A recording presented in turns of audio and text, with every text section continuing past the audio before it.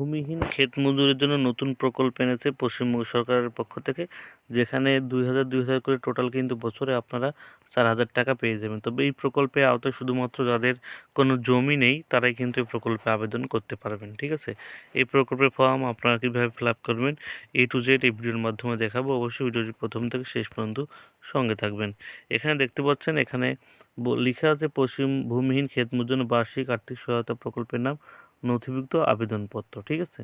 প্রথমে কিন্তু যে আবেদন করবে তার নাম কিন্তু আপনারা এখানে লিখে দেবেন, ঠিক আছে? এই ফর্মটা কিন্তু আপনাদের ক্যাম্প থেকে সংগ্রহ করতে হবে। এটা কিন্তু বাড়ি থেকে নিয়ে গেলে হবে না। যেখানে যুবশ্রী প্রকল্পের ফর্ম জমা নেওয়া হবে সেখানেই কিন্তু এই ফর্মটা আপনারা জমা দিতে পারবেন, ঠিক আছে? প্রথমে দেখতেন লেখা আছে এখানে ভিলেজ, অর্থাৎ আপনাদের ঠিকানা কিন্তু লিখতে হবে, আপনাদের গ্রাম পঞ্চায়েত লিখতে হবে, পোস্ট অফিসের নাম লিখতে হবে, আপনাদের ব্লকের নাম লিখতে হবে এবং আপনাদের থানার নাম লিখতে হবে, আপনাদের জেলার নাম লিখতে হবে, পিনকোড আপনাকে কিন্তু এখানে লিখতে হবে। তো প্রথম যে ব্লক আছে সেগুলো কিন্তু আপনার ঠিকানা কিন্তু পুরো লিখতে হবে। ভিলেজের নিচে ভিলেজ, গ্রাম পঞ্চায়েতের নিচে এভাবে আপনারা কিন্তু লিখে দেবেন, ঠিক আছে? তারপরে ফাদার্স নেম, অর্থাৎ যে আবেদন করছে তার বাবার নাম এখানে কিন্তু লিখে দিতে হবে, ঠিক আছে? তারপর হচ্ছে ডেট অফ বার্থ, তার ডেট অফ বার্থ অর্থাৎ তার জন্ম তারিখ লিখবেন এবং সেই ডেট অফ বার্থ অনুযায়ী ১/৪/২০২৬ তারিখ পর্যন্ত তার কত বছর বয়স হচ্ছে সেটা কিন্তু আপনারা এই দুটো বক্সের মাধ্যমে লিখবেন, ঠিক আছে? এবার যে আবেদন করছে সে মেল না ফিমেল সেটা এখানে টিক চিহ্ন দেবেন এবং তার লিঙ্গটা এখান থেকে সিলেক্ট করবেন, ঠিক আছে? এবং সে সে যদি কোন কাস্টের অন্তর্গত SC ST না OBC সেটা কিন্তু আপনারা এখান থেকে সিলেক্ট করে নেবেন, ঠিক আছে? এবার আপনাদের কিন্তু মোবাইল নাম্বার এখানে লিখতে হবে, অর্থাৎ ব্যাংকের সাথে যে ফোন নাম্বার লিঙ্ক আছে সেই ফোন নাম্বারটা আপনারা কিন্তু এই বক্সের মাধ্যমে লিখে দেবেন, বক্সের মধ্যে, ঠিক আছে? আপনাদের লিখাই আছে মোবাইল নম্বর ব্যাংক অ্যাকাউন্টের সাথে যুক্ত নম্বর, ঠিক আছে? অর্থাৎ ব্যাংক অ্যাকাউন্টের সঙ্গে যে ফোন নম্বর যুক্ত হচ্ছে সেই ফোন নাম্বারটা আপনারা এখানে লিখবেন। তারপর লেখা আছে আধার কার্ড নাম্বার, এখানে কিন্তু আপনাদের আধার কার্ড নাম্বারটা কিন্তু এখানে বসিয়ে দিবেন। ভোটার কার্ডের নাম্বারটা কিন্তু আপনারা এখানে বসিয়ে দেবেন এই বক্সের মধ্যে, ঠিক আছে? অর্থাৎ এখানে আধার কার্ড আর এখানে ভোটার কার্ডের নাম্বার, ঠিক আছে?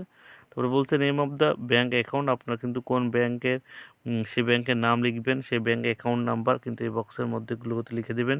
অ্যাকাউন্ট নাম্বার, এখানে তার IFSC কোড, ব্যাংকের পাসবুকেই কিন্তু IFSC কোড পেয়ে যাবেন।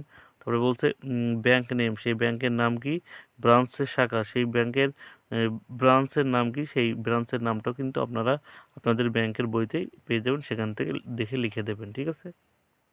এবারে বলছে অ্যাকাউন্ট টাইপের ধরন, অর্থাৎ আপনার ব্যাংকটা সেভিং না কারেন্ট সেটা এখানে আপনি টিক চিহ্ন দেবেন। সেভিং হলে সেভিং, কারেন্ট হলে কারেন্ট, ঠিক আছে?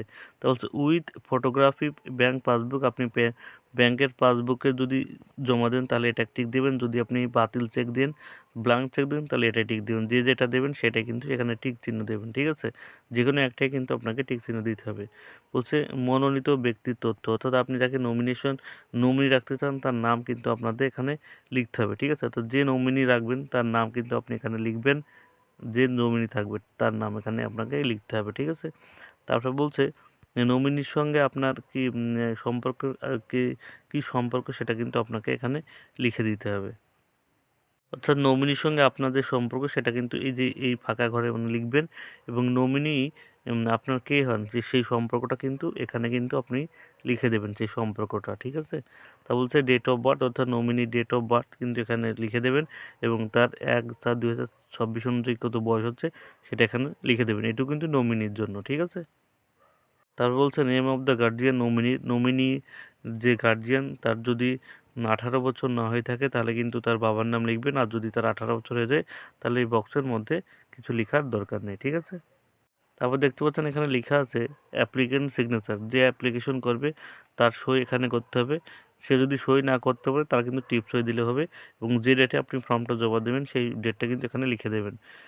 এবার বলছে অ্যাকনোলেজমেন্ট স্লিপ বা স্বীকৃতিপত্র, এটা কিন্তু আপনাকে লিখতে হবে, দেখতে পাচ্ছেন অ্যাপ্লিকেশন স্লিপটা আপনাদের লিখতে হবে না, এটা যারা ফর্ম জমা নেবে তারা কিন্তু আপনাদের লিখে আপনাকে কিন্তু স্লিপটা দিয়ে দেবে, ঠিক আছে? এখানে আরেকটা পেজ আছে, এটাও কিন্তু আপনাদেরই ফিল আপ করতে হবে, ঠিক আছে? অর্থাৎ যে আবেদন করছে প্রথমে তার নাম লিখতে হবে, তারপরে তার উপভোক্তার বাবার নাম কিন্তু এখানে লিখতে হবে, তার গ্রাম লিখতে হবে, তার পঞ্চায়েত বা ব্লক, থানা এগুলো লিখে দিতে হবে, ঠিক আছে? সে যদি কৃষক বন্ধুর নতুন হয় তাহলে নতুন, সে যদি লক্ষ্মীর ভাণ্ডার বা কৃষক বন্ধু আগে থেকে পেয়ে যায় তাহলে একটি চিহ্ন দেবেন, বা অন্য কিছু যদি পেয়ে থাকে, যদি না পেয়ে থাকে কোনো কিছু আপনাকে লিখতে হবে না, ঠিক আছে? আবেদনকারী সই বা টিপ সই করে দিতে হবে, আবেদনকারী ফোন নাম্বার লিখতে হবে এবং সেই তারিখটা কিন্তু এখানে লিখে দিতে হবে। নিচে কিন্তু ইংরেজিতে আছে, আপনি যদি বাংলায় লেখেন তাহলে আর ইংরেজিটা লিখতে হবে না, যদি ইংরেজি লেখেন তাহলে বাংলায় লিখতে হবে না, যে কোনো একটা লিখলেই হয়ে যাবে, ঠিক আছে। এই কিন্তু যে ভূমিহীন কৃষকদের আবেদনকারীর ফর্ম ফিল আপ, এটা কিন্তু বছরে 2 করে 4,000 টাকা দেওয়া হবে। আপনারা কিন্তু যারা ভূমিহীন ক্ষেত মজুর আছেন তারা কিন্তু এই ফর্মটা জমা দিয়ে বছরে 4,000 টাকা পেতে পারেন।